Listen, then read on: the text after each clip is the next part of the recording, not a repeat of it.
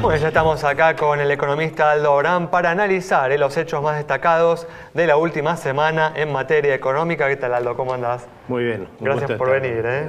Una semana en la que ha estado atravesada por los reclamos de los trabajadores, de los gremios, por una mejora, ¿no?, en su salario para fin de año, ¿no?, en la forma de algún bono navideño, en la forma de la exención del aguinaldo del impuesto a las ganancias. Y frente a estos reclamos, la Presidente Cristina Fernández de Kirchner se ha limitado a pedirle comprensión a los trabajadores. Aldo, ¿qué crees, no, al respecto de este tema? El gobierno, un gobierno que ha sido, ¿no?, mayormente a lo largo de su historia permeable, ¿no?, a las demandas de los trabajadores, y por primera vez, por lo menos en mi registro, bueno, también es cierto que a lo largo de este año, con el tema del piso del impuesto a las ganancias, se muestra, ¿no?, como rigurosamente, de alguna manera, resistiéndose, ¿no?, a estos reclamos. ¿Cuál es tu interpretación de esto? Lo primero que hay que tener en cuenta es que este es un año recesivo.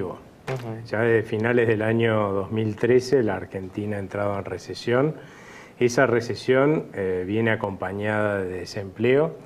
El INDEC nuevamente está dibujando los datos. Lo que hace para que no surja un mayor desempleo del que han mostrado es simplemente decir que cada vez menos gente quiere trabajar. Así en algún momento la gente que va a querer trabajar, si la siguen bajando, va a ser cero, y el desempleo va a ser cero mágicamente, ¿no? Claro, pero el gobierno, ¿no?, en la lógica esta de impulsar el consumo, uno diría, la lógica sería aumentar, ¿no?, los salarios, sí, para expandir el consumo, y sin embargo no está cediendo, ¿no? Pero si vos aumentás los salarios en un contexto recesivo, el desempleo se te va a ir altísimo.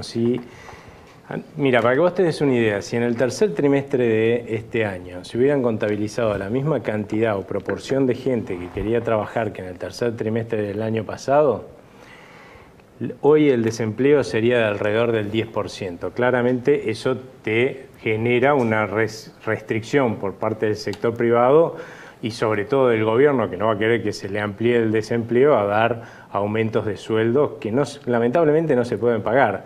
Hoy el principal problema que tiene la Argentina en términos de salarios, sin lugar a dudas, es que más allá de lo que ha dicho la Presidenta cuando amagó a comparar que por ahí en Europa algunos países iban a dar 3 años de congelamiento de cuando pidió comprensión a los trabajadores, continuó con esa afirmación, ¿no? Se olvidó un pequeño detalle. En 3 años, como mucho, con la actual inflación en la eurozona, pueden llegar a perder 2%, un poquito más según el país donde contabilicemos. En la Argentina, en este año, con 40 y pico % de inflación y más o menos un 35% que ha aumentado el sueldo en promedio, según los datos oficiales, ¿no?, tenemos que ya la gente ha perdido entre un 5 y 7% de su poder adquisitivo, o sea, 3 o 4 veces más de lo que perderían con un congelamiento de 3 años en Europa. Y por el otro lado, si a eso le sumamos la no actualización del impuesto a las ganancias, aquellos que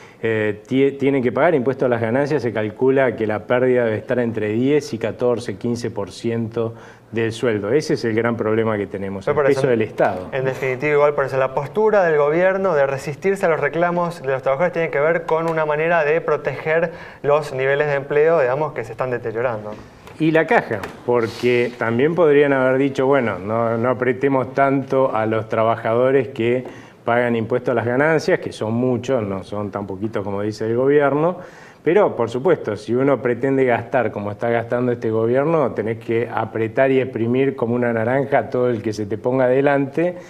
Y yo creo que esto que nos está pasando quizás nos permita en algún momento aprender que la plata que gastan los gobiernos no las pone Papá Noel en el arbolito a finales de año, sino que sale de nuestros bolsillos. Yo creo que hoy ya la mayor parte de los argentinos lo está sintiendo y espero que la próxima vez que vayamos a votar, votemos un gobierno, un presidente que nos prometa cuidar la finanza del Estado como nosotros cuidamos la finanza de nuestro hogar. Porque en definitiva, si él descuida la finanza del Estado, eso va a pesar sobre nuestro bolsillo y sobre las finanzas de nuestro hogar.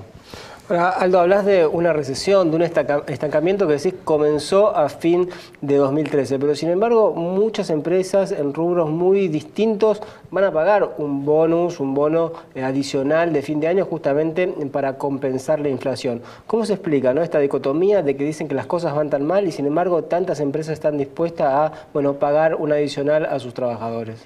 Bueno, eso va a depender de cuán mal le haya ido a cada empresa. Evidentemente hay muy pocos sectores de la economía, pero poquísimos, a los cuales no le ha ido mal. Y empresas también. Lo que pasa es que a veces, bueno, los empresarios, si el año no ha sido excesivamente malo, están dispuestos a dar este tipo de bonus, simplemente por el hecho de tener una buena relación con sus empleados. También en la perspectiva de que esta recesión, como mucho, puede llegar a durar, no sé, 1 año y medio más, porque todo el mundo está esperando que el próximo gobierno tome las medidas necesarias como para que esta recesión se termine y a partir de ahí la Argentina empiece a crecer de nuevo, ¿no? En esa perspectiva, mantener las relaciones con los trabajadores en buen estado y por lo tanto la productividad de las empresas puede ser buen negocio, siempre y cuando tu empresa no le haya ido demasiado mal. ¿Te parece que aunque a partir de enero se comience a negociar y finalmente se arregle con los fondos buitres, con los holdouts, igualmente va a seguir este escenario recesivo o eso podría generar un cambio de expectativas, ingresar dólares, volver al financiamiento externo y bueno, arreglarse pronto esta situación de estancamiento que vivimos hoy en día? No, un arreglo con los holdouts lo único que va a beneficiar a la Argentina es que vamos a tener una recesión menos profunda que si no tenemos este acuerdo, ¿no? Lo primero que hay que entender es por qué entramos en default. No entramos en default por el tema de los bonos de los buitres o los holdouts, porque entramos en default, ¿por qué entramos en recesión? ¿No? Entramos en recesión a finales del año pasado, que no estábamos discutiendo este tema, y eso tiene que ver con el cepo cambiario. El cepo cambiario, al no reconocer plenamente en el valor oficial del dólar, lo que verdaderamente se está devaluando el peso para poder cobrarnos el impuesto inflacionario que le transfiere el Banco Central al gobierno para que pueda gastar, lo que está haciendo es ponerle un techo al precio de todos los productores de bienes. Ahora resulta que si bien ellos tienen un techo, que se va moviendo muy poquito, todos los costos de estos productores sí se ven impactados plenamente por la devaluación del peso a través de la inflación. Conclusión, han quedado todos en una prensa. En la medida que esto fue apretándolos cada vez más, la Argentina empezó a desacelerarse y por fin entró en recesión. No solamente estos señores están viéndose afectados por el cepo cambiario. Cuando vos decís, bueno, van a entrar dólares porque vamos a estar un poquito mejor el año que viene o con mejores perspectivas, la verdad es que es imposible. Vos sabés que lo que estamos hablando es que, en definitiva, el Banco Central no reconoce el verdadero valor del dólar a quien ingresa un dólar del exterior. Y esa quita que le hace a cada dólar que pasa por el Banco Central es de 1/3 del valor de lo que se está trayendo. Imagínate cuántas inversiones vos crees que son tan atractivas como para pagar una retención al ingreso de capitales en la Argentina, un impuesto del 33%, más o menos 1/3. Que les están cobrando hoy. Olvídate, hasta que no abramos de vuelta el mercado cambiario, no va a haber ingreso de capitales, por lo menos en forma importante.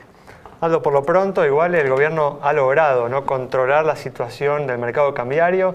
El dólar blue volvió, ¿no?, a bajar esta semana, se ubica en niveles mínimos en varias semanas, si bien había tenido también una baja semanas atrás. ¿Cómo ves, ¿no?, las medidas que ha tomado el gobierno y el control que está ejerciendo sobre ese mercado?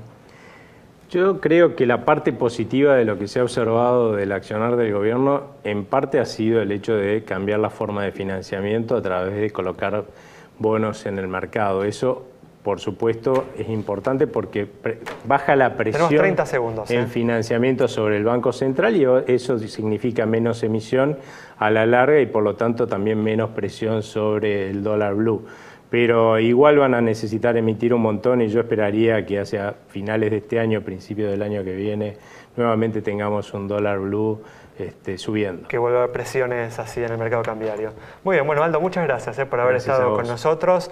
Nos vamos con el análisis de Aldo Abraham sobre la situación de la economía, sobre las tensiones en el mercado laboral, en el frente sindical y también lo que puede venirse en el mercado cambiario en las próximas semanas. Nos vamos, nos reencontramos mañana a las 19:30 aquí en Metro.